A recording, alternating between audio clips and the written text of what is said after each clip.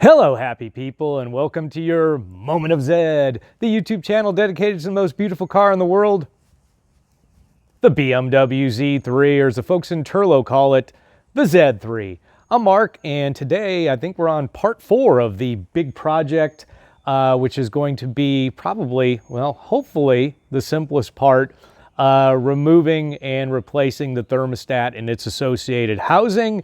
Mine was actually a smidge more difficult than I thought it would be, because mine was a little broken. But anyways, hopefully this will help you out replacing a common, I guess, danger item, because it's plastic, of course. I already discussed why I bought another plastic one as opposed to aluminum in the very first kind of pre-video to this series where I bought all the parts. So check that out if you were wondering why I bought what I bought. And we don't, again, have Zeds of the Week, as I've talked about in the previous few videos. But if you'd like to support the channel regardless, you could please feel free to buy me a coffee using the QR code here or the link in the description. Always appreciated. And I think that's about it. I think we're going to get right into it. So here we go. Okay, so removal of the thermostat housing.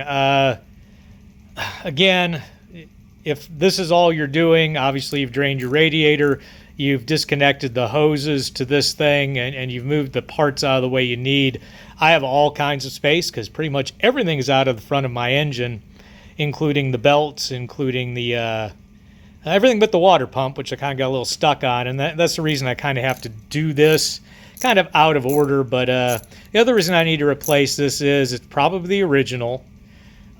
Regardless, it's plastic and it's old, and it is not allowing my temperature to get where it should be on cold mornings. Not that we get a lot of those in Florida, but when we do, I never get up to temperature, which means it's probably stuck open. So we're going to go ahead and take this one out. It's 4 10mm bolts, 2 on top, and those came out nice and easy. And 2 on the bottom, which probably aren't as visible as they could be, but we will get on those.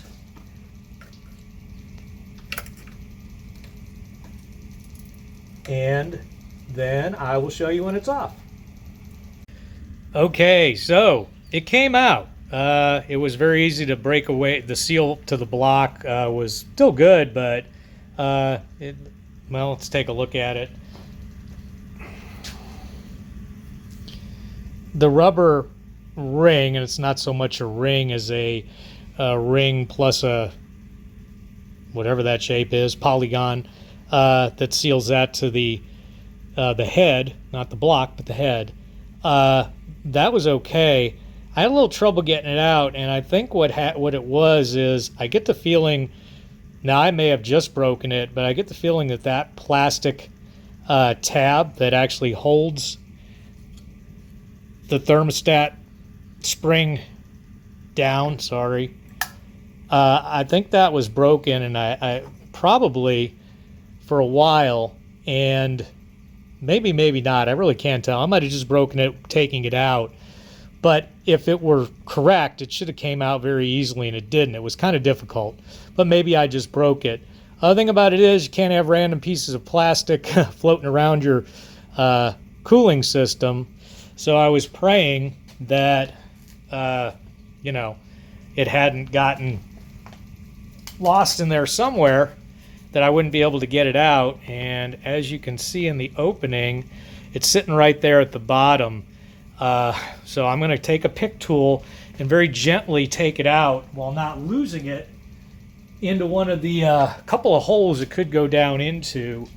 So I'll be very, very careful about this. Do it with 2 hands, and we're out. Where am I? There we are. And there is that piece of that tab that holds the spring, and I'm going to make sure it's the full piece that I'm missing and there aren't any other plastic bits stuck in there. Then we'll clean up the mating surface. Okay, as I was preparing for the installation of the new thermostat and housing, I was cleaning up the mating surface, and that is this circle and this polygon, whatever you want to call this shape. And I noticed, and I cleaned it with just a green pad, a Brillo pad. I still don't have any steel wool, but you could use a fine steel wool too. I noticed there's some pitting here, and it's not leftover gasket material. It's definitely pitting, and it seems to correspond with an area of the old thermostat itself that's kind of fouled up. I don't know how well you can see that on camera, but it's kind of, you know, I mean, all the O-ring material is kind of compressed, but this looks like it had some seepage from one side to the other. Now, not much I can do about that pitting. Just hopefully the fresh, non-compressed seal that we're going to have with the new one is going to seal that up, because I think there's a little cross between the inflow and the outflow of this thermostat. I think there might have been a little cross leak, and that may have, you know, over time kind of ate away at the aluminum and gave me some pitting. That's just my guess. I'm not sure if that's true or not. But we're going to install the new one now that the mating surface is cleaned up and ready to go. Okay, installation of a new one, pretty simple. The reverse of taking it out. Gently place it in there. Again, made sure there was nothing on the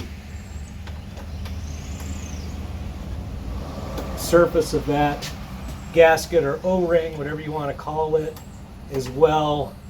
And I'm reusing the 10mm bolts that were on the old one, and I'll just get 2 of them started for now, and then one on top and one on the bottom. Then I will get the other 2 in. Actually, I'm going to do the 2 on the top. It's going to be easier right now, just to kind of hold it in place real easy. And I'll get the other 2, and I'll find the torque settings, and I'll tell you all about that in a moment.